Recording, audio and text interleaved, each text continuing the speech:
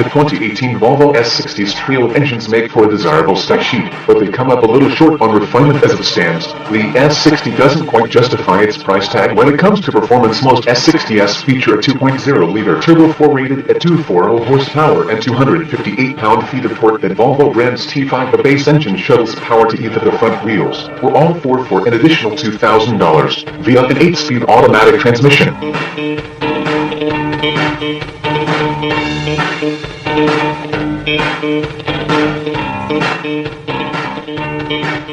The Turbo 4 provides ample acceleration, but it sounds more coarse under acceleration than it should. Would you consider its price tag inclined toward $50,000? We've also noticed occasional confusion from the automatic transmission. Find an S60 with a T6 badge on its rump and it'll be powered by a turbocharged and supercharged, yes, both, version of the 2.0-liter Turbo 4, good for 302 horsepower and 295 pounds-ft of torque. Paired to the same 8-speed automatic, it's noticeably faster without making substantially better sounds, and the hefty price tag makes it a tough sell for us.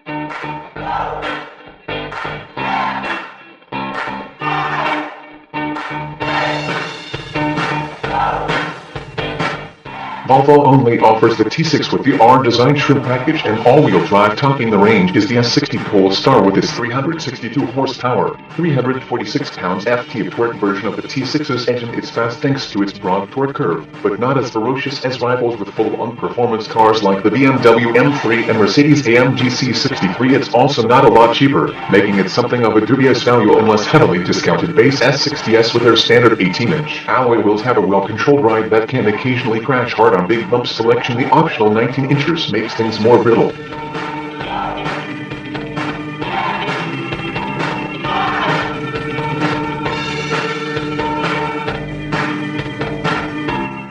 The Polestar's Olin-supplied suspension is much more impressive and remarkably cost-saving. It doesn't turn the S60 into a razor-sharp corner carver, but there's little body lean, and even the roughest pavement doesn't intrude too much into the cabin. Despite the thick-rimmed steering wheel included on every S60, there's little road feel still. The S60's handling is sharp and direct, bordering on entertaining overall, though the S60's plump curb weight, all-wheel drive models approach 4,000 pounds, makes itself known too much for drivers to have a lot of behind-the-wheel fun.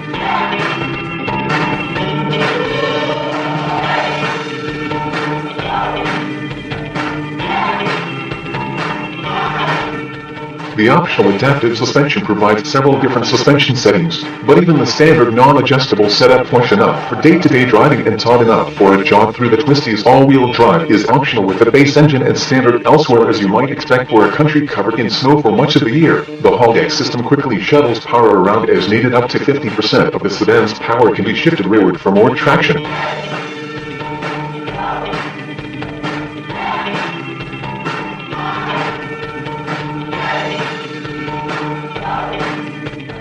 The S60 Cross Country sits about 2.5 inches higher off the ground than its siblings, but it's more about the look than any real capability. It leans more into corners, but generally drives just like any other S60, albeit with a seating position above most sedans.